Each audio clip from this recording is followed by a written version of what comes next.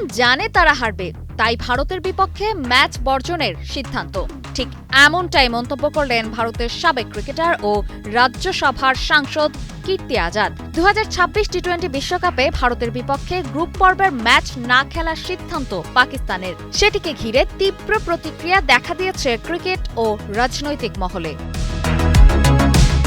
পাকিস্তান সরকার এক টুইট বার্তায় জানায়, তারা বিশ্বকাপে অংশ নেয়ার জন্য দলকে অনুমোদন দিলেও 15 ফেব্রুয়ারি ভারতের বিপক্ষে নির্ধারিত ম্যাচে মাঠে নামবে না। পাকিস্তানের এই সিদ্ধান্তের কড়া সমালোচনা করেছেন কীর্তি আজাদ। তিনি বলেন, পাকিস্তান জানে যে তারা ভারতের বিপক্ষে ম্যাচটি জিততে পারবে না, তাই নিজেদের সম্মান বাঁচাতে তারা ম্যাচটি বর্জনের সিদ্ধান্ত নিয়েছে। তিনি আরও দাবি করেন, পাকিস্তানের এই সিদ্ধান্ত ক্রীড়ার চেয়ে রাজনৈতিক উদ্দেশ্য প্রণোদিত। তিনি বলেন,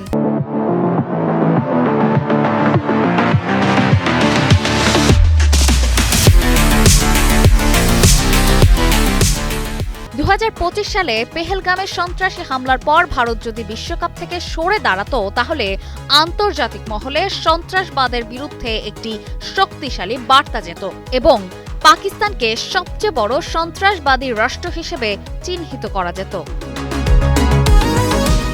পাকিস্তানের সিদ্ধান্তের সমালোচনায় সরব হন আরেক ভারতীয় সংসদ সদস্য শশাঙ্ক মনি। তিনি বলেন, যখন খেলোয়াড়রা বুঝতে পারে তারা জিততে পারবে না, তখন তারা মাঠ ছেড়ে চলে যায়। পাকিস্তানও ঠিক সেটাই করেছে। বার্তা সংস্থা ANI-কে দেওয়া সাক্ষাৎকারে ভারতের সাবেক বিশ্বকাপ জয়ী ক্রিকেটার মদন লাল বলেন, বাংলাদেশকে সমর্থন দেয়া তাদের সিদ্ধান্ত হতে পারে, কিন্তু শেষ পর্যন্ত ক্ষতিটা হবে পাকিস্তান ও বাংলাদেশেরই।